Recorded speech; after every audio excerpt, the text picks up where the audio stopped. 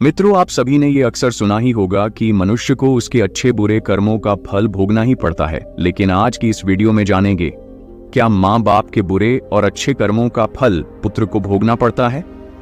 Video में अंत तक बने रहे।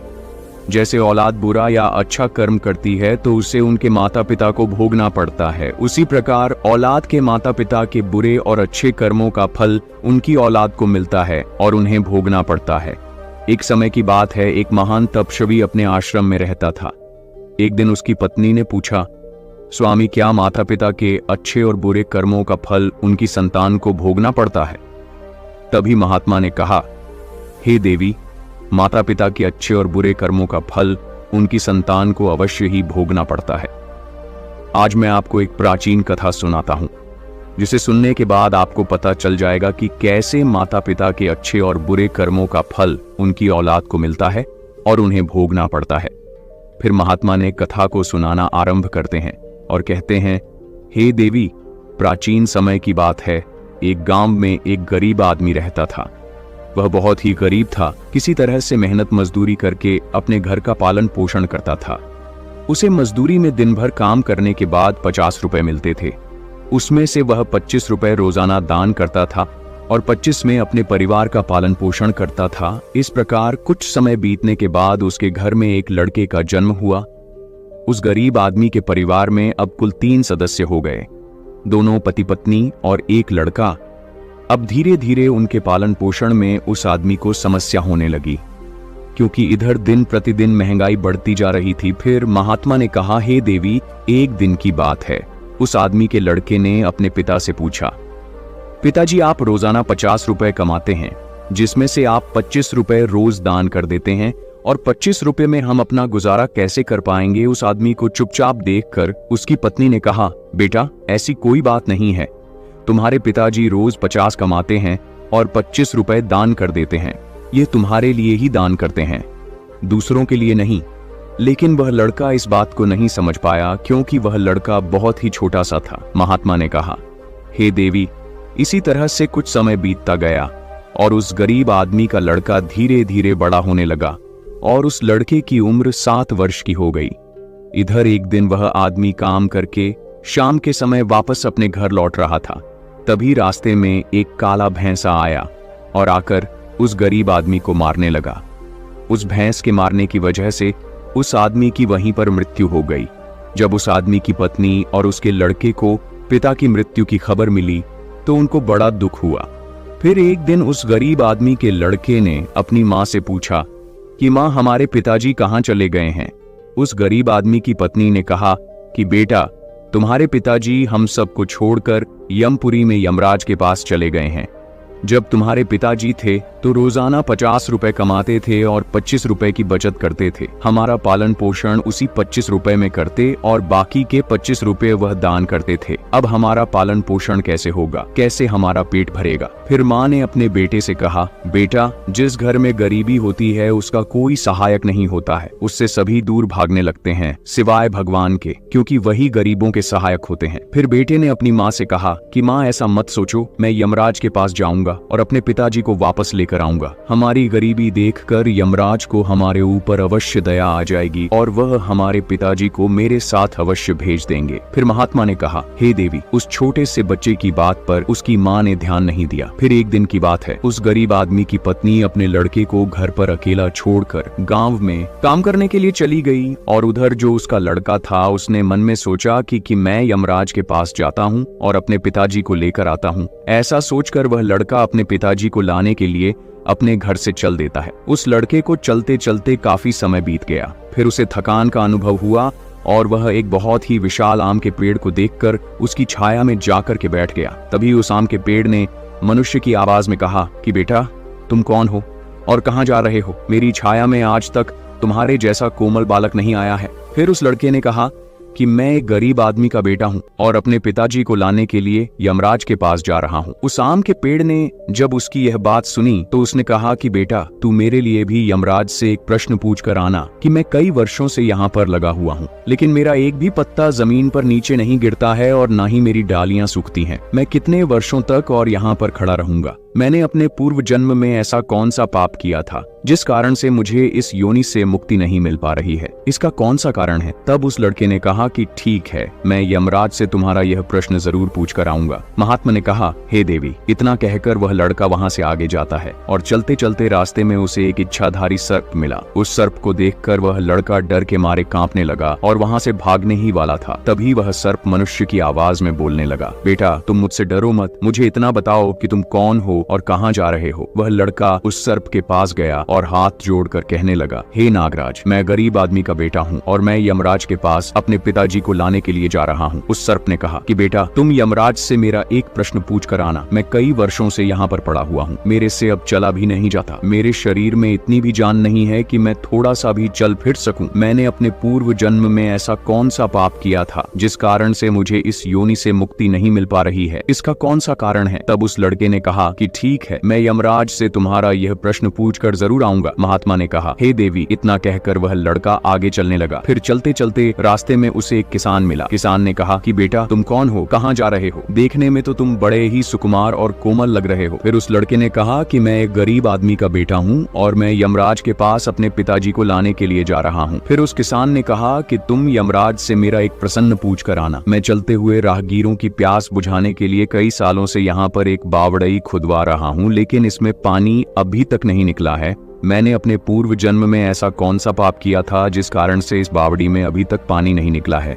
मैंने इसमें बहुत सारे पैसे भी खर्च कर दिए हैं, इसका क्या कारण है? उस लड़के ने कहा, ठीक है, मैं यमराज से तुम्हारा यह प्रश्न जरूर पूछ कर आऊंगा। महात्मा ने कहा, हे देवी पार्वती। इतना कहकर वह लड़का वहां से आगे की ओर चलने लगा। चलते चलते रास्ते में उसे एक बहुत बड़ा तालाब मिला। फिर वह लड़का तालाब के किनारे पर गया और पानी पीने लगा। तभी उस तालाब से तैरती हुई एक बत्तख आई और कहने लगी, बेटा तुम कौन हो और कहाँ जा रहे हो? तब उस लड़के ने कहा कि मैं गरीब आदमी का बेटा हूँ और मैं यमराज के पास मेरे पिताजी को लाने के लिए जा रहा हूँ। महात्मा ने कहा, हे देवी। उस लड़के की बात सुनकर उस बत्तख ने कहा कि बेटा तुम यमराज से मेरा एक प्रश्न पूछ कर आना। कई वर्षों से मैं इस तालाब में भटक रही हूँ। मेरी 7 पीढ़ियां गुजर गई हैं, परंतु मैं अभी तक इसी तालाब में रह रही हूँ। मैंने अपने पूर्व जन्म में ऐसा कौन सा पाप किया था जिसके कारण मुझे इस योनि से मुक्ति नहीं मिल पा रही है? इसका क्या कारण है? तब उस लड़के ने कहा, ठीक है, मैं यमराज से तुम्हारा यह प्रश्न जरूर पूछ कर आऊंगा। इतना कहकर वह लड़का वहां से आगे की तरफ बढ़ने लगा। चलते चलते तालाब के दूसरे किनारे पर पहुंच गया।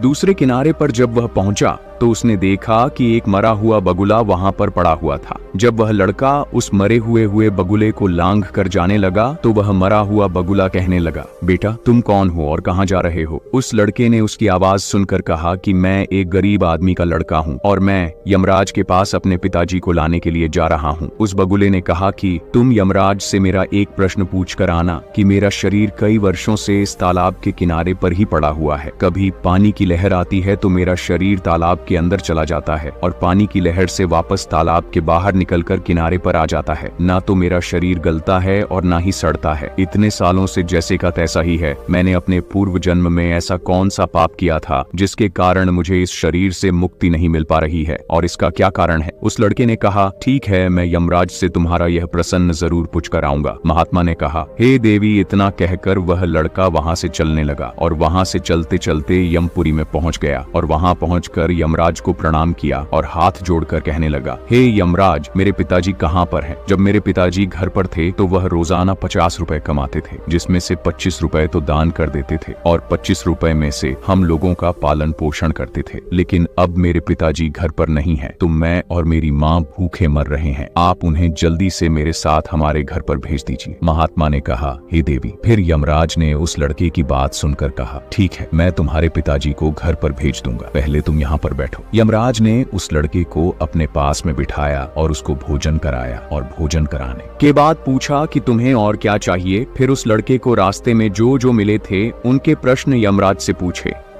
यमराज ने उन सभी के प्रश्नों का उत्तर दिया और कहा कि बेटा तुम जाते समय उन सबको उनके उत्तर बताते जाना। फिर यमराज ने कहा कि बेटा तुम अपने घर पर जाओ, तुम्हारी माँ तुम्हारा इंतजार कर रही है, तुम्हारे पिताजी तुम्हारे घर पर पहुंच जाएंगे। फिर वह लड़का यमराज को प्रणाम करके वहां से वापस अपने घर के लिए चलने लगा। चलते चलते रास्ते में सबसे पहले उसे वही मरा हुआ बुगला मिला जो तालाब के किनारे पर पड़ा हुआ था।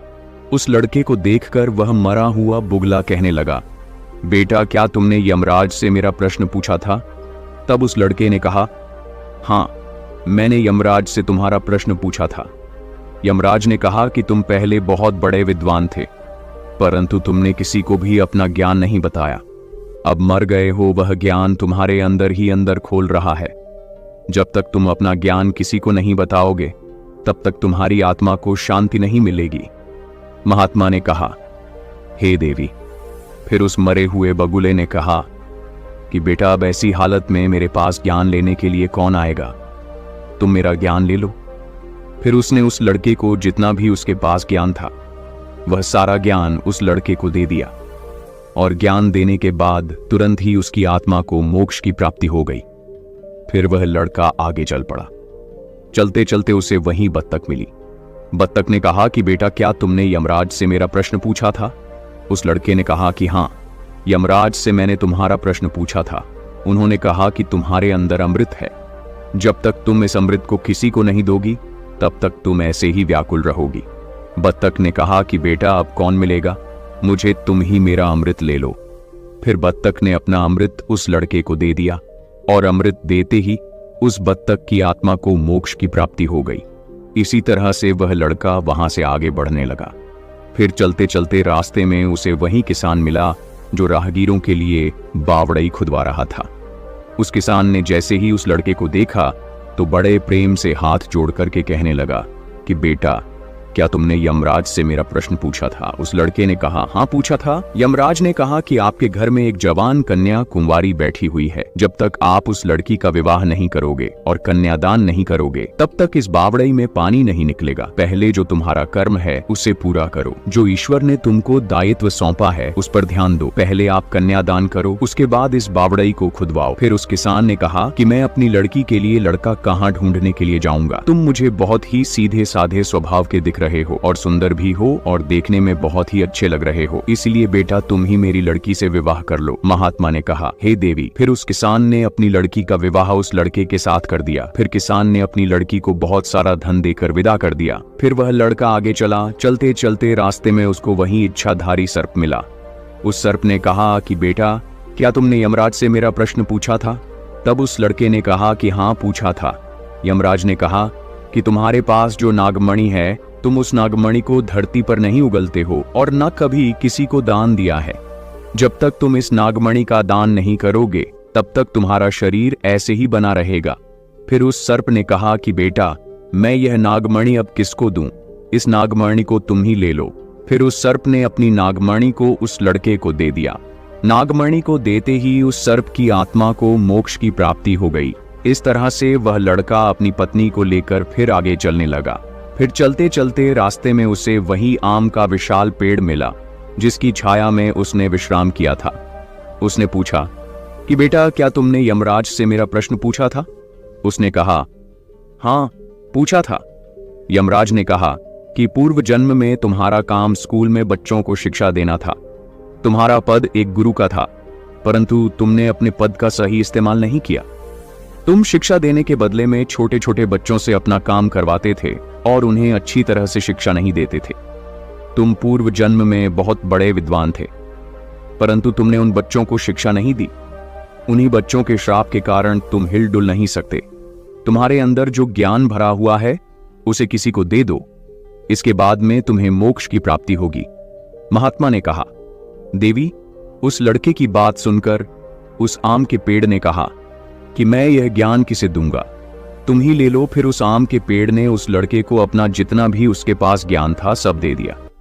जैसे ही उस आम के पेड़ ने उस लड़के को अपना ज्ञान दिया तो उसकी भी आत्मा को शांति मिल गई और वह उस पेड़ की योनि से मुक्त हो गया। वह लड़का अपनी पत्नी के साथ चलते चलते अपने घर पहुंच गया। जब वह लड़का अपने घर पर पहुंचा तो उस लड़के की मां उसको देखकर बड़ी खुश हुई और कहने लगी कि बेटा तुम कहां पर चले गए थे और ये लड़की तुम्हारे साथ में कौन है?